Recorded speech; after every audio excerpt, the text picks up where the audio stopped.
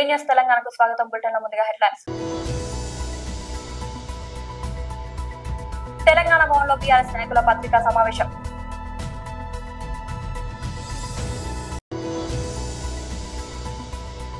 తెలంగాణలోని doctor MCR HRD institute లో కేంద్ర మంత్రి శ్రీ జి కిషన్ రెడ్డి గారు మీడియాను ఉద్దేశించి ప్రసంగించారు.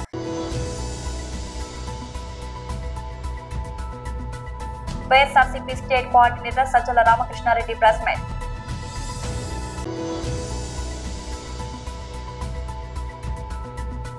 ప్రభాస్ స్పిరిట్ సెట్ లో అగ్ని ప్రమాదం, తప్పిన పెను ప్రమాదం. తెలంగాణ భవన్ లో బీఆర్ఎస్ నాయకుల పత్రికా సమావేశం. ప్రభుత్వం ముందు పెట్టి సమ్మె నోటీస్ ఇచ్చి ప్రభుత్వం నుంచి ఎలాంటి స్పందన రాకపోవడం వల్ల గత 3 రోజులుగా వాళ్ళు సమ్మె చేస్తూ ఉన్నారు.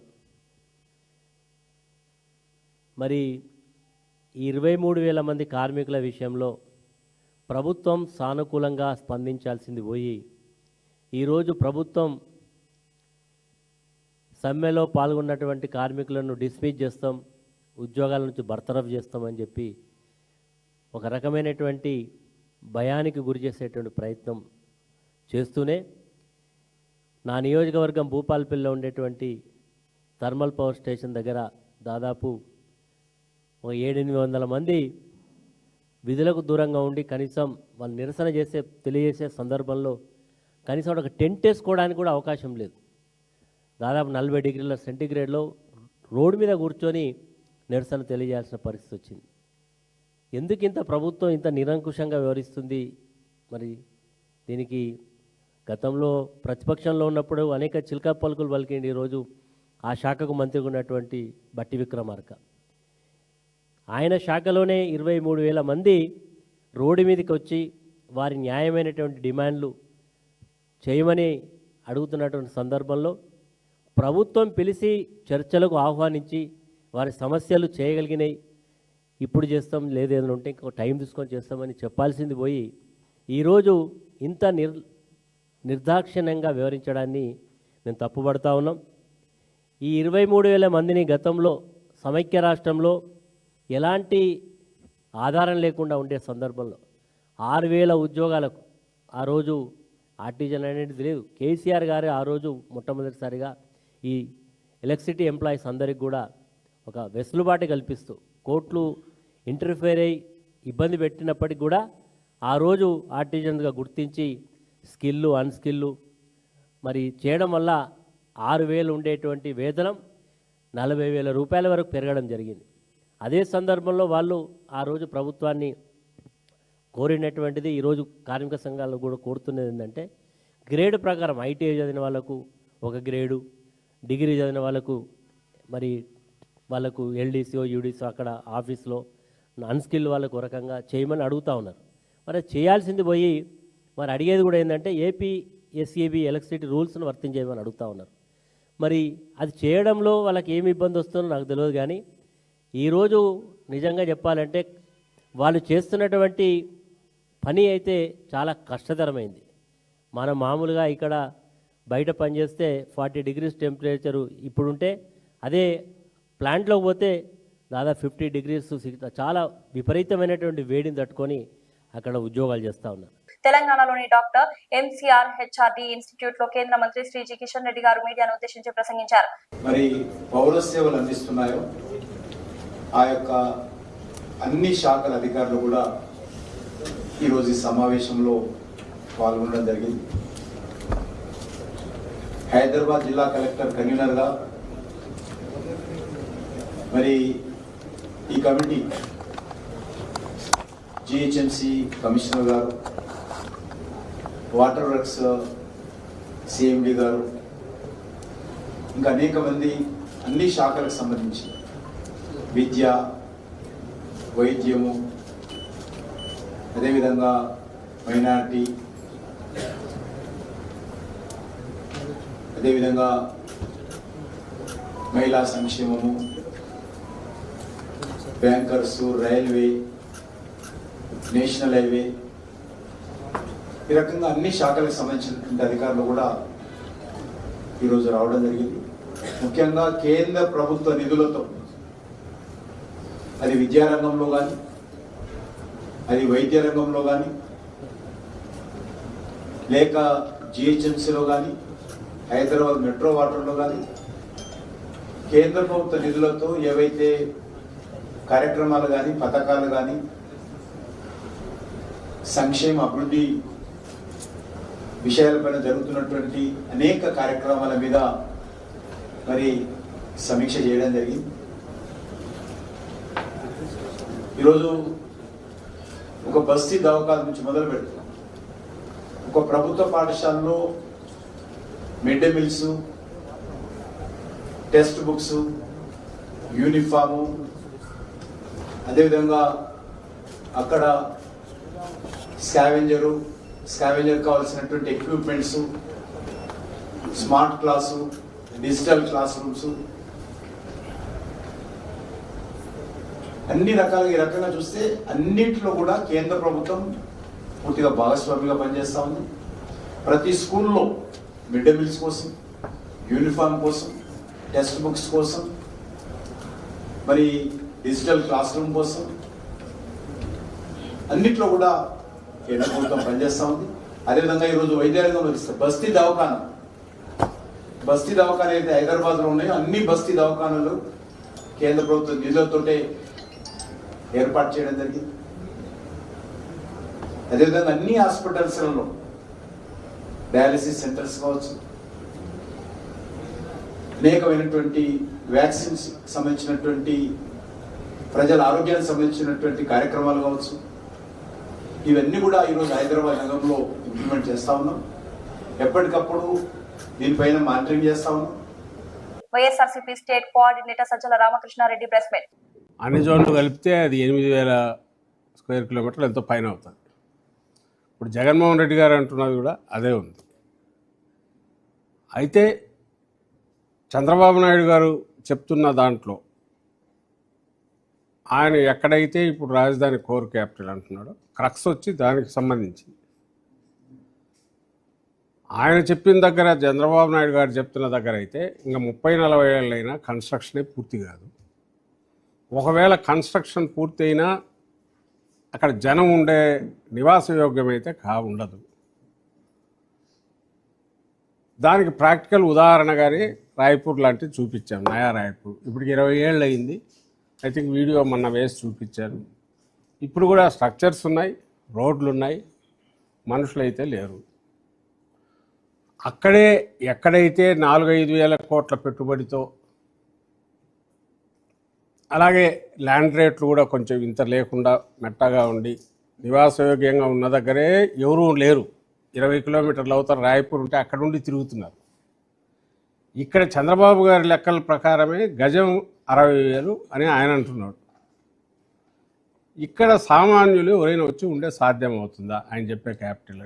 ఈవెన్ అయిపోయిందని కన్స్ట్రక్షన్ అయిపోయిన 20 ఏళ్ల తర్వాత అయినా, 20-30 ఏళ్ల తర్వాత, 20-30 ఏళ్లకి ఎందుకు construction?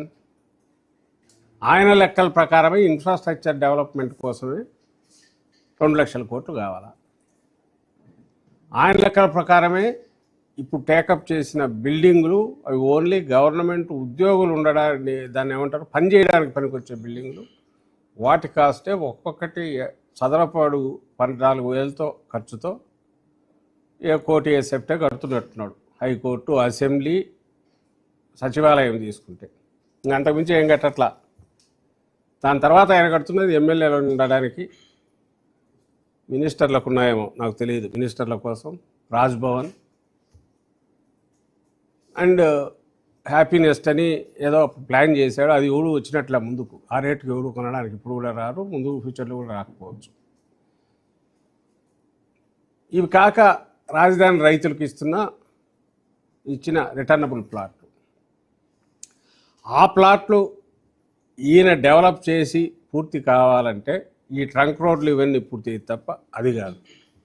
Rebel star Prabhas Sandeep Reddy Vanga combination లో తెరకెక్కుతున్న ప్రతిష్టాత్మక చిత్రం స్పిరిట్ షూటింగ్ లో సెట్ లో అపశృతి చోటు చేసుకుంది. చిత్రీకరణ జరుగుతుండగా సెట్ లో స్వల్ప అగ్ని ప్రమాదం జరిగింది. ఈ ఘటన జరిగినప్పుడు ప్రభాస్ సెట్ లో లేకపోవడంతో చిత్ర బృందంతో పాటు అభిమానులు ఊపిరి పీల్చుకున్నారు. ఈ ప్రమాదంలో యూనిట్ సభ్యులలో ఒకరికి స్వల్ప గాయాలయ్యాయి. వెంటనే అతడిని సమీపంలోని ఆసుపత్రికి తరలించి చికిత్స అందించారు. ప్రస్తుతం అతని ఆరోగ్యం నిలకడగా ఉందని సమాచారం. అగ్ని ప్రమాదం వల్ల సెట్ లో వేసిన కొన్ని టెంట్లు, షూటింగ్ కి సంబంధించిన పరికరాలు పాక్షికంగా దెబ్బతిన్నట్లు తెలిసిందే. అయితే పెద్ద ప్రమాదం తప్పిపోవడంతో అందరూ ఊరట చెందారు. ప్రమాద సమయంలో ప్రభాస్ సెట్ లో లేరు. గత కొన్ని రోజులుగా ఆయన లేకుండానే కొన్ని కీలక సన్నివేశాలను చిత్రీకరిస్తున్నారు. ఇటీవలే హను రాఘవపూడి దర్శకత్వంలో నటిస్తున్న ఫౌజీ సినిమా షెడ్యూల్ ను పూర్తి చేసుకున్న ప్రభాస్ దర్శకుడు సందీప్ తో కలిసి హైదరాబాద్ లో సినిమా చూస్తూ కనిపించారు. ప్రభాస్ నటించిన ఫౌజీ ఈ ఏడాది దసరాకు విడుదలయ్యే అవకాశం ఉండగా స్పిరిట్ సినిమా కోసం త్వరలోనే ఆయన డేట్లు కేటాయించనున్నారు. పోలీస్ కథాంశంతో తెరకెక్కుతున్న ఈ చిత్రాన్ని 2027 మార్చిలో విడుదల చేయాలని లక్ష్యంగా పెట్టుకున్నారు. చిన్న ప్రమాదం కారణంగా ఆగిన షూటింగ్ త్వరలోనే తిరిగి ప్రారంభం కానుందని చిత్రవర్గాలు తెలిపాయి. మార్కాపురం జిల్లాలో వ్యవసాయ మార్కెట్ కమిటీల ఆదాయం ఈ ఏడాది గణనీయంగా తగ్గింది. జిల్లాలో ఉన్న 6 ఏఎంసీలలో ఒక కనిగిరి మార్కెట్ కమిటీ మాత్రమే మార్కెట్ ఫీజు వసూళ్ల లక్ష్యాన్ని చేసుకోగలిగింది. విదేశీ మార్కెట్ లో ఒడిదుడుకులకు శనగ పంటకు గిట్టుబాటు ధరలు లేకపోవడం వల్ల వ్యవసాయ ఉత్పత్తుల క్రయ విక్రయాలు తగ్గిపోవడం ఈ పరిస్థితికి ప్రధాన కారణంగా మారింది. దీంతో ప్రభుత్వ ఖజానాపై కూడా ప్రభావం పడింది. గత 2 ఏళ్లలో మార్కెట్ ఫీజు వసూళ్లు లక్ష్యాలను మించి నమోదయ్యాయి. ముఖ్యంగా శనగ పంట క్రయ విక్రయాల ద్వారా ఏఎంసీలకు అధిక ఆదాయం వచ్చేది. కానీ గత ఏడాది పంటకు సరైన ధరలు లేకపోవడంతో రైతులు వేల మెట్రిక్ టన్నుల పంటలను గోదాములలో నిల్వ ఉంచుకోవాల్సి వచ్చింది. మరోవైపు అమెరికా ఎగుమతి సుంకాలు పెరగడం రైతులకు ఇబ్బందిగా మారి మార్కెట్ లో లావాదేవీలు తగ్గడానికి దారితీసింది. జిల్లాలోని ఏఎంసీలలో కనిగిరి 85.09% వసూళ్లలో ముందంజలో ఉండగా గిద్దలూరు 102.33%, పొదిలి 93.10%, కంబం 97.81% వసూలు సాధించాయి. వైపాలెం వంటి ప్రాంతాల్లో మాత్రం వసూలు గణనీయంగా తగ్గాయి. సాధారణంగా వసూలైన మార్కెట్ ఫీజులో 20% అభివృద్ధి పనులకు కేటాయిస్తారు కాబట్టి ఆదాయం తగ్గడం వల్ల అభివృద్ధి కార్యకలాపాలపై కూడా ప్రభావం పడే అవకాశాలు కనిపిస్తున్నాయి.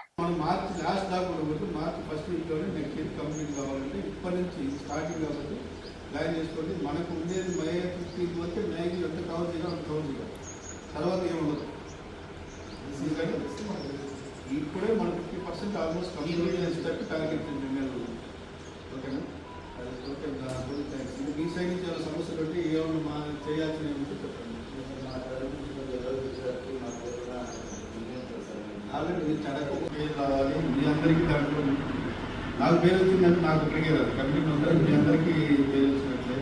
నేను ఎమ్మెల్యే గారు కూడా మీరు కాబట్టి నాకు తెలిసి ఫోన్ చేసేది నైట్ పని విషయంలో మొదలుపోయినా కానీ వాళ్ళు ఎమ్మెల్యే గారికి ఫ్రీ కావాలని చెప్పాలి. కట్టించే తప్పించు. అది నా పాలసీ కూడా అదే. మన మీద ఎమ్మెల్యే గారికి పెట్టిన బాధ్యతల్ని మనం ఫుల్ఫిల్ చేసి ఆయన గౌరవం తగ్గకుండా ఈరోజు మన జిల్లాలో ఆయన ఏ విధంగా మన ఒంగోలు ఒంగోలు జిల్లా మొత్తానికి ఆయన గౌరవం తగ్గితే మనకు కూడా గౌరవం. ఎందుకంటే మనం కూడా డే అండ్ నైట్ కష్టపడి మీరందరూ మార్కాపురం జిల్లాలో మనం కూడా ఇప్పటి నుంచి మనం లాస్ట్ 1 నెల నుంచి మనం కష్టపడతాం. అది ఇప్పటి నుంచి కష్టపడితే రేపు అంతవరకు కూడా రాకూడదు.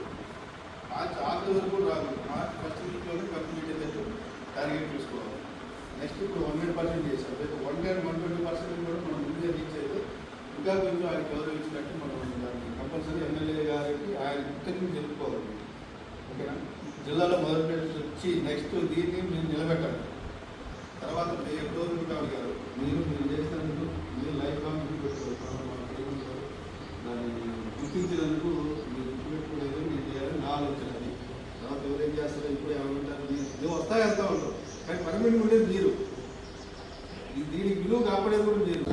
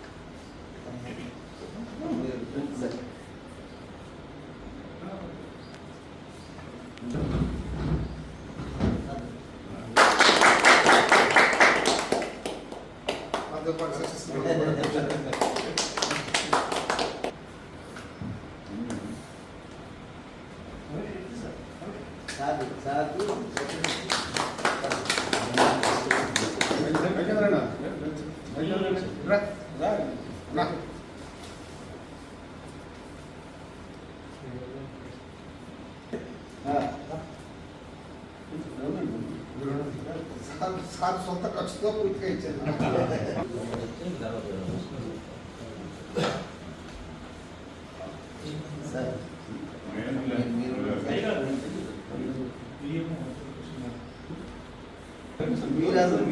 అనుకుంటే కదా జరిగిందంటే మీరైతే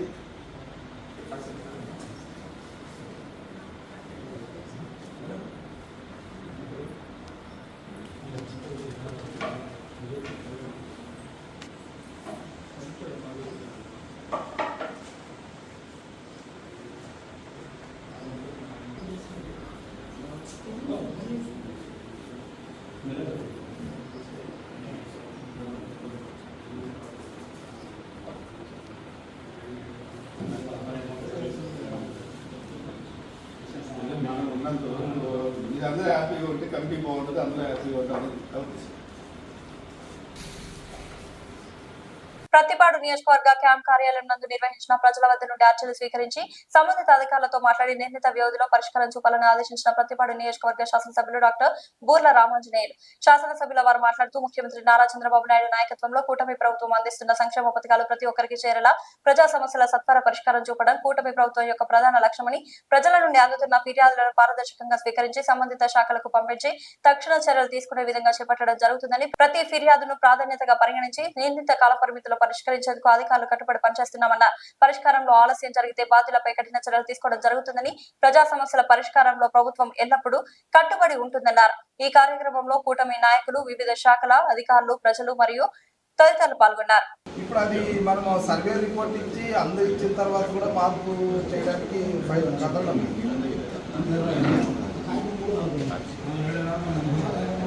మరి ఏం చేయడం లేదు. మీ వాళ్ళు ఎవరు అక్కడ డీటీ ఎవరు ఇస్తారు మీ ఆప్షన్స్లో కనీసం ఫైల్ ప్రివెంట్ నంబర్ ఏమైనా ఉందా అంది ఆ నంబర్ పెట్టండి ఒకసారి. ఇప్పుడు త్రివేణి దగ్గరికి పంపిస్తాము, ఈ ఫైల్ పెట్టమని చెప్పండి. ఎందుకంటే సర్వేలు అందరూ ఉన్నారు, రిపోర్ట్ కరెక్ట్గానే ఉంది. చూసి ఒకసారి చూసి మీరు చేసేసి ఇప్పటికీ దాదాపు 3-4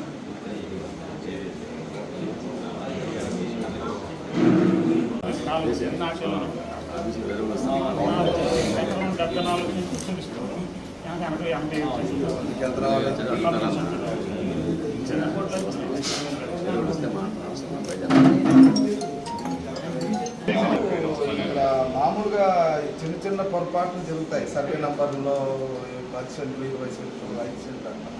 రీసర్వేలో ఇప్పుడు అది మనం సర్వే రిపోర్ట్ ఇచ్చి అందరూ ఇచ్చిన తర్వాత కూడా మార్పు చేయడానికి కథలు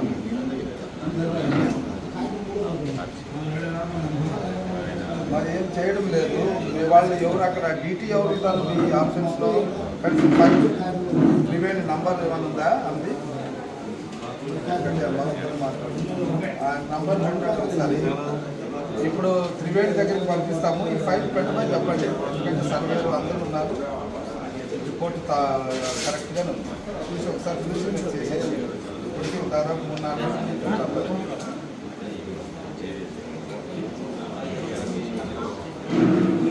హైదరాబాద్ లో ట్రాఫిక్ సమస్యల పరిష్కారానికి అధికారులు కీలక నిర్ణయం తీసుకున్నారు. షేక్పేట్ ఫ్లైఓవర్ నుంచి మసబ్ ట్యాంక్ వరకు ఉన్న మార్గాన్ని మోడల్ కారిడార్ గా అభివృద్ధి చేయనున్న ఐపీఎస్ అధికారి సజ్జనార్, జీహెచ్ఎంసీ కమిషనర్ కన్నన్ స్వయంగా బస్సులో ప్రయాణించి క్షేత్రస్థాయి పరిస్థితులను పరిశీలించారు.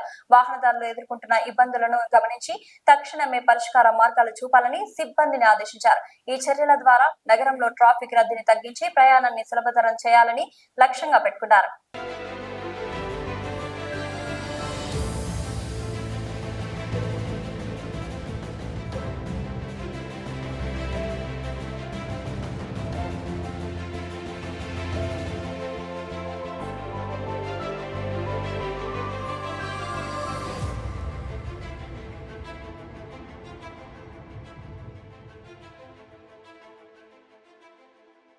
ఈరోజు హైదరాబాద్ సిటీ ట్రాఫిక్ని క్రమబద్ధీకరణ చేయడానికి, అట్లానే వచ్చే మన్సూన్ని దృష్టిలో పెట్టుకొని కొన్ని ఏరియాని నేను, మన జిహెచ్ఎంసీ కమిషనర్ కన్నను, అట్లానే మన Hyderabad city police team officers, అట్లానే జిహెచ్ఎంసీ ఆఫీషియల్స్, కన్సర్న్ ఆఫీసర్స్ అందరూ కూడా కలిసి షేక్పేట్ నుంచి దాదాపు 2 గంటల రోడ్ పైన ఉండి ఎక్కడెక్కడ మనకు ఆబ్స్టాకల్స్ ఉన్నాం, ఎక్కడెక్కడ మనము పని చేయవచ్చు, ఎక్కడెక్కడ మనం స్ట్రీమ్లైన్ చేసే పైన మనము చాలా విషయపైన మనము డిస్కస్ చేయడం జరిగింది.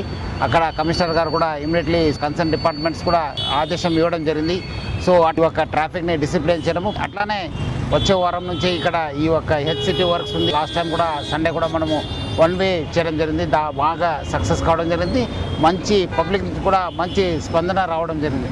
దాన్ని దృష్టిలో పెట్టుకొని ఎక్కడెక్కడ కొన్ని వర్క్స్ చేయాలి దానిపైన కూడా ఇక్కడ కమిషనర్ గారు మనము మన joint CP traffic Joel plus DCP traffic Kajal అందరు కూడా కలిసి మనము అట్లానే అడిషనల్ కమిషనర్ ప్రియాంక వచ్చి మనం అందరూ కూడా ఇన్స్పెక్ట్ చేయడం జరిగింది.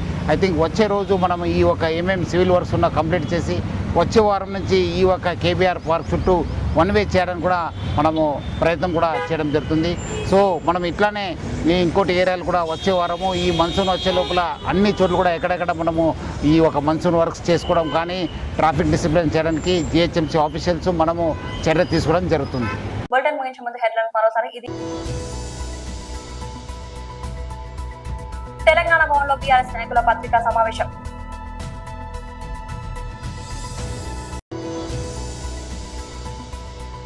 తెలంగాణలోని డాక్టర్ ఎంసీఆర్ హెచ్ఆర్డి ఇన్స్టిట్యూట్ లో కేంద్ర మంత్రి శ్రీ జి కిషన్ రెడ్డి గారు మీడియాను ఉద్దేశించి ప్రసంగించారు.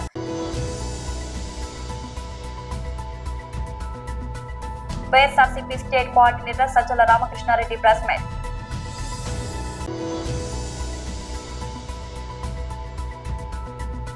ప్రభాస్ స్పిరిట్ సెట్ లో అగ్ని ప్రమాదం, తప్పిన పెను ప్రమాదం.